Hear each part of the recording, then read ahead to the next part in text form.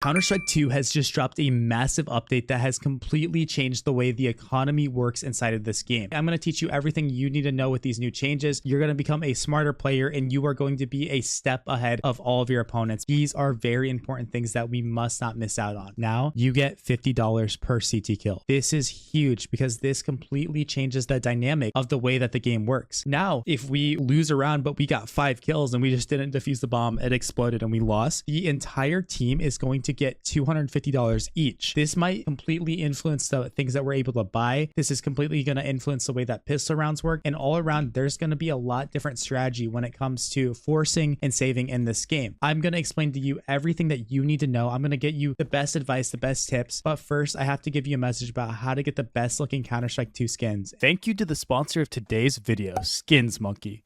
They are one of the greatest and easiest to use CS2 trading sites out there. With it being the holiday season, there is no better gift to give yourself than a new CS2 inventory. You can swap out the skins you do not like for brand new ones that are so much more fresh.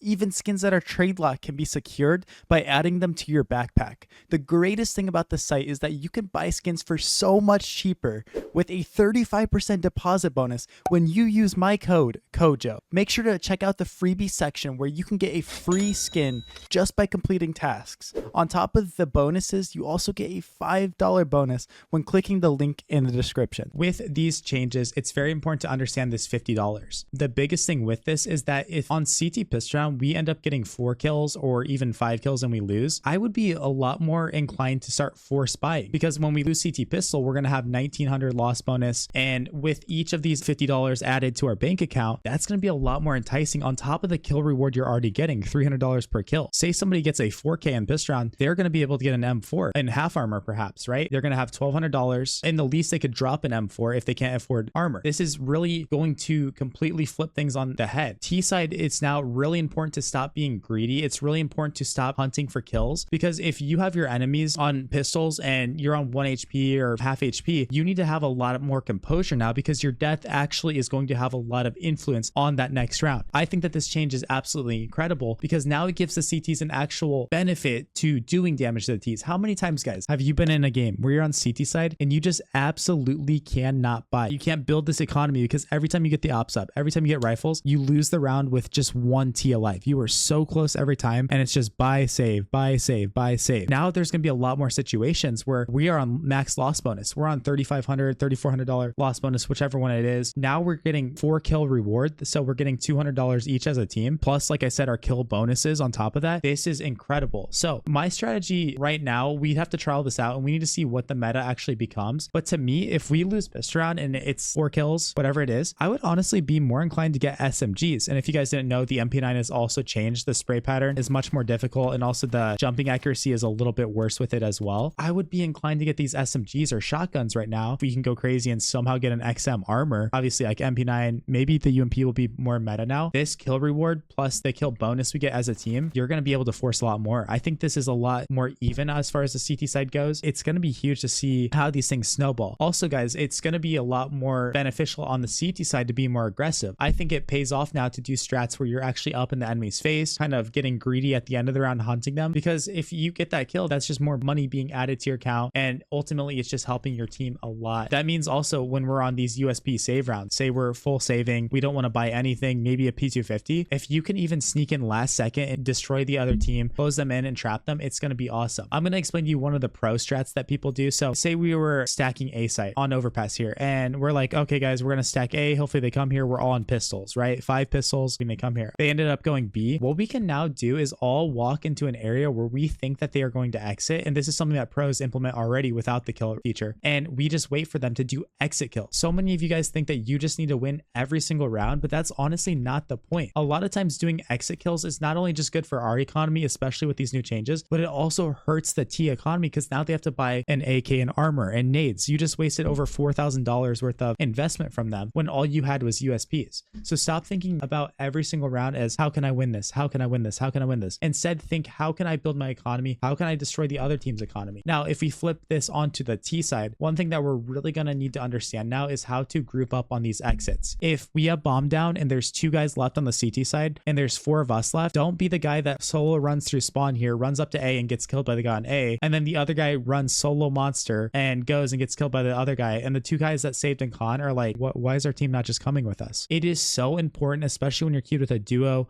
or a trio, even a stack, obviously, that you guys say, hey, let's go exit monster side. Let's go all exit on this side of the map so that we don't give up those extra kills so that they can farm that $50 on top of everything. Super underrated thing that many new players just never communicate with each other. The round is about to end, the bomb's going to go off, and everybody just scatters off in their own direction, and it's just pure chaos. Control that chaos, make sure you guys have a game plan and you are able to escape in the same direction. These are my thoughts on the new update. Hopefully you guys learned something new today. Let me know what you thought of this. Shout out to the YouTube members. You guys are incredible. Lastly, check out the Twitch streams over on CoJoMo CS. I'll catch you guys in the next video. Peace out. Peace out.